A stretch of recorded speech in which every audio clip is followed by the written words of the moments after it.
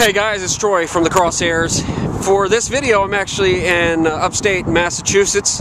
As you can see, there's a lot of snow on the ground, and I picked out a very good area for this video. It's a survival situation in which I do not have my bearings. I don't know which way is north, south, east, or west. It happens more often than not. A lot of people go out hiking, they go on a day trip, and they don't know which way they need to be going. Maybe you know that there's a road or a small town in one direction, but you don't know which way that is. Well, one of the methods that's been used for hundreds, if not thousands of years, is the shadow stick method.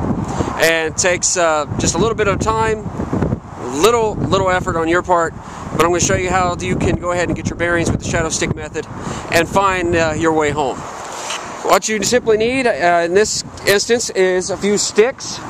I've got a long, about 3-foot stick there to the left, another stick about 2 feet long to its right, and then 5 smaller sticks I've broken into, which will be our markers. Now you can use sticks, you can use stones, rocks, whatever the case may be. It's going to be a very simple process.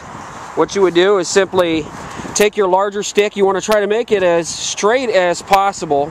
In this case, you want to try to find one that's as straight as possible, and you're going to simply stick it into the ground all the way down, and you're going to find the end of your shadow there. As you can see, it's right there. Now that is going to be our first marker. We're going to go ahead and put something right there at the end of that marker, at the end of that shadow. And now the shadow from our newest marker lines up with it's a continuing shadow from our primary stick. Now, of course, everyone knows the sun rises in the east, sets in the west. So our first marker is going to be our west marker. Easy way to remember that. Number 1, west, kind of rolls together. So I always remember number 1 is west. Now what you need to do is, in about 20 minutes, we're going to come back and we're going to mark where the shadow is next. And we're going to make a continuing line and draw it out, and that'll give us our good bearings. Now, 20 minutes in a survival situation can be devastating, but it also can be a blessing in disguise, because in a survival situation, everyone tends to panic, adrenaline's pumping, you get the shakes, it's natural, it happens to everyone.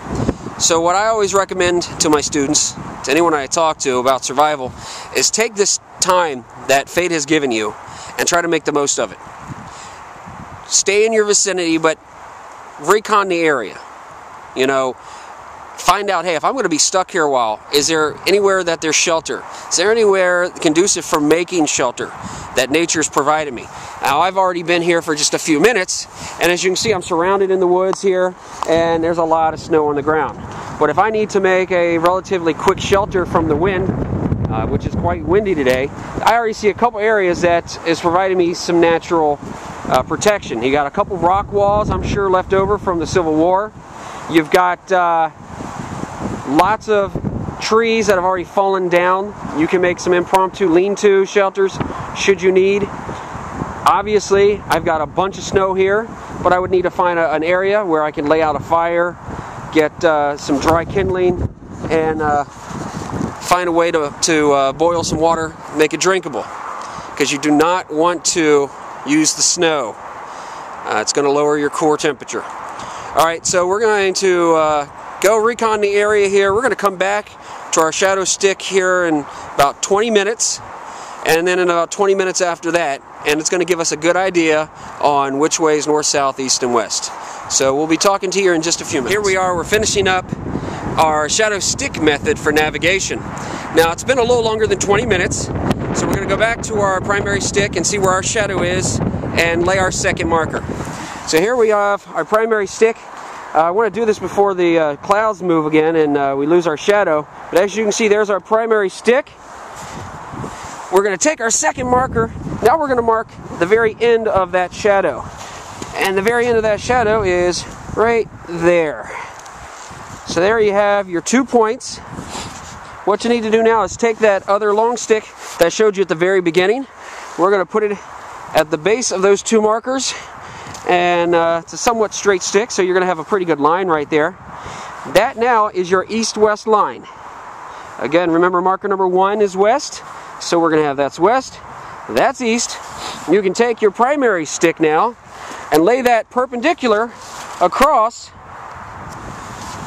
So now you have north, south, east, and west. We had west here, east, we have north, and we have south. So now that you have a general compass, finding your general direction, north, south, east, and west, hopefully you can find your way home to safety. Or at the very least, you've enjoyed yourself like I have out here in the snow. Alright, again, that's the shadow stick method. It's very simple, just requires a little bit of time and a couple sticks and a couple markers, which could be pretty much anything you want. Sticks, stones, nearly anything. So, enjoy yourselves. I hope this was helpful. And one other little Snapple fact.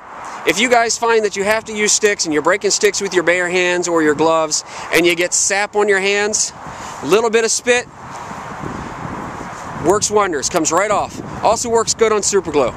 Alright guys, this is Troy from the Crosshairs. I'm in Upper Massachusetts in the snow. I am loving it. I hope you guys are doing well. God bless. We'll talk to you soon.